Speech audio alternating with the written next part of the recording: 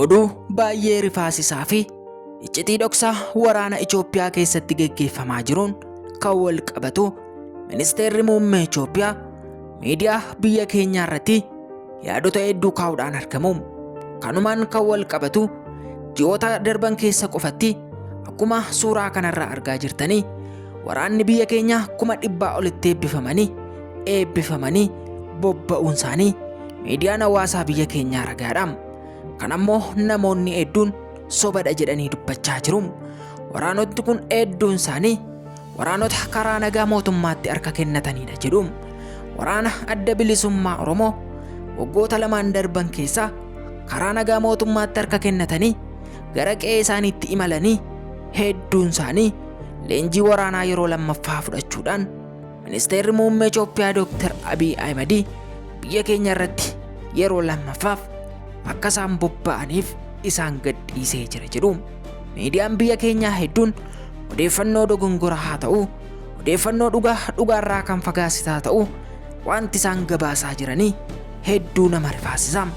Biyya keenya Itoophiyaa keessatti waraanni yeroo ammaa leenjii fudhatanii dirree waraanaatii bobba'aa jiranii ji'atti waraana 100,000 olitti lakkaawwaman kan ta'anii biyya keessaa falaa waraanota humna lafaaf humna qilleensarraa hedduu leenjisee biyya irratti raabsuuf akka jirus iccitiin paartii badhaadhinaarraa bahe tokko ni dhagahama. Garuu yeroo ammaa kanatti wanti yaaddoo ta'e waraana adda bilisummaa Oromoodhaa fi rakkoodha jedhamee dubbatamaa jiru.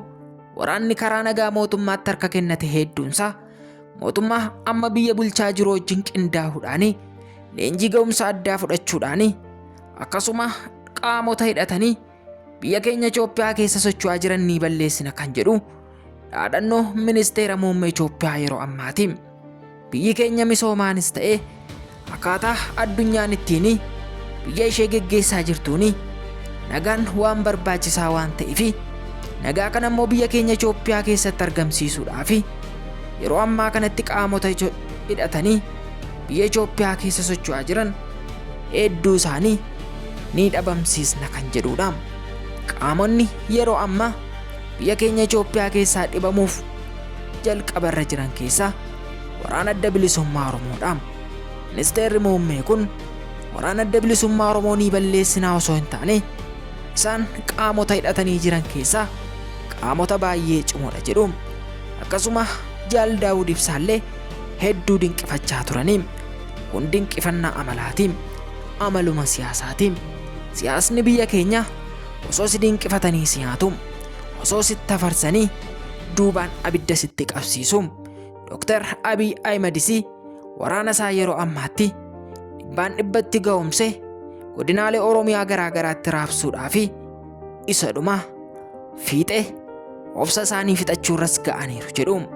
Waraanni yeroo ammaatti leenji'anii baaranis yaada isaanii miidiyaaf akka kennaa jiranitti nuti biyya keenya ni eegna, qaamota hidhatanii naannoo keessa socho'an ni balleessina, haga lubbuutti wareeguutti ni deemna jechuun sagalee isaanii karaa toora sooshaal miidiyaa garaagaraa maxxansaa jiru.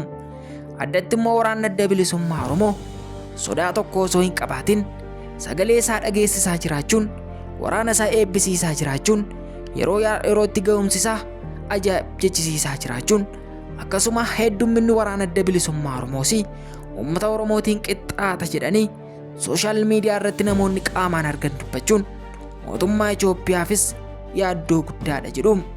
Xiinxaltoonni siyaasaa hedduun akkas jedhanii dubbatu. Waraanni Itoophiyaa heddummachaa jiru. Ministeerri Muummee Itoophiyaas waraana isaa yerootti leenjisaa jira jedhu. Sababa tokkotu jira jedhu.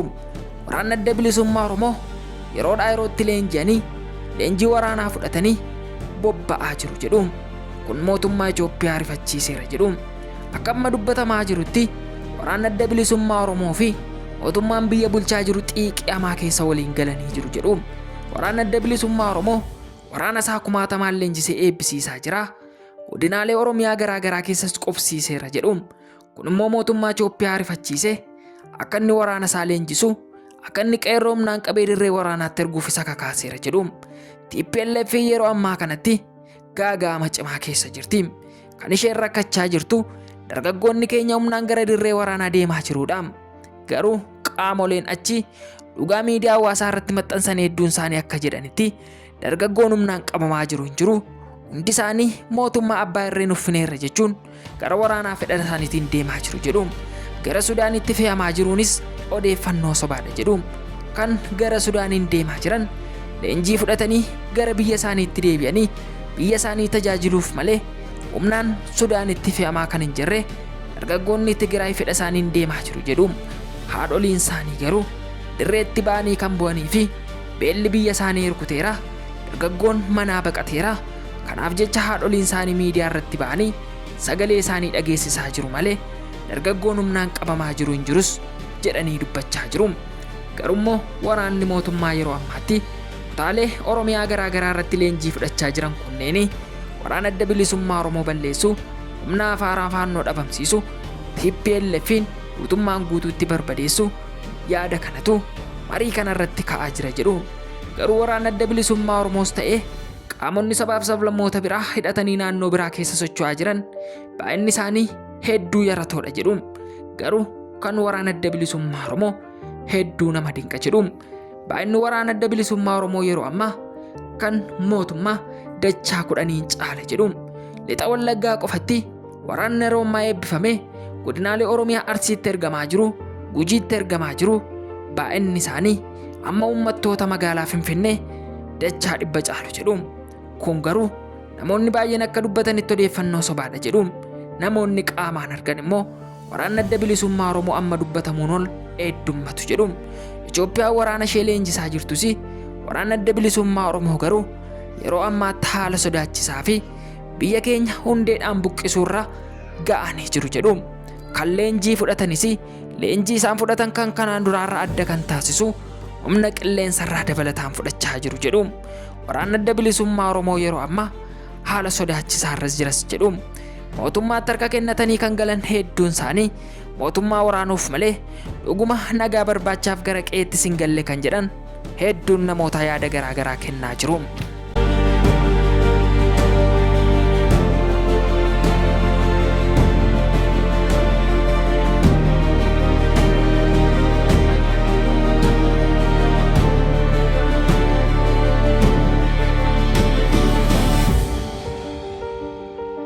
Walumaa galatti Itoophiyaa keessatti waraanni guyyaadhaa guyyaatti eebbifamaa jiraachuu, waraanni adda bilisummaa Oromoos guyyaa guyyaatti waraana Sahaaraa humna addaatiin ga'umsee baasaa jiraachuu, mootummaan biyya bulchuuf waraanni adda bilisummaa Oromoo kokkee wal qabaa jiraachuun odeeffannoo sooshaal miidiyaa guyyaa irraatiin qabatamaamatti waraanni adda bilisummaa Oromoo dachaa kumaan wal horaa jiru jedhu.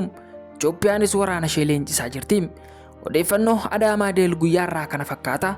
Odeeffannoo keenya irratti qeeqaaf yaada addaa yoo qabaattan yaada keessan nuuf qoodaa. Maatii keenya taatanii warri jirtan hedduu ulfaadhaa. Qophiin keenya akkas haa ta'u. Osoo kana nuuf dalagdanii gaariidha kan jettanis koomentii nuuf barreessaan dhaamsa keenya. Yeroo gaarii qabaadhaa galatoomaa. Horaa bulaa deebanaa. Waraanni adda bilisummaa Oromoo Hawaaruun dhaamsa Adaamaa Deel yeroo maraati. Biyya keenya Itoophiyaafis nagaan haraanaa buu jennaan.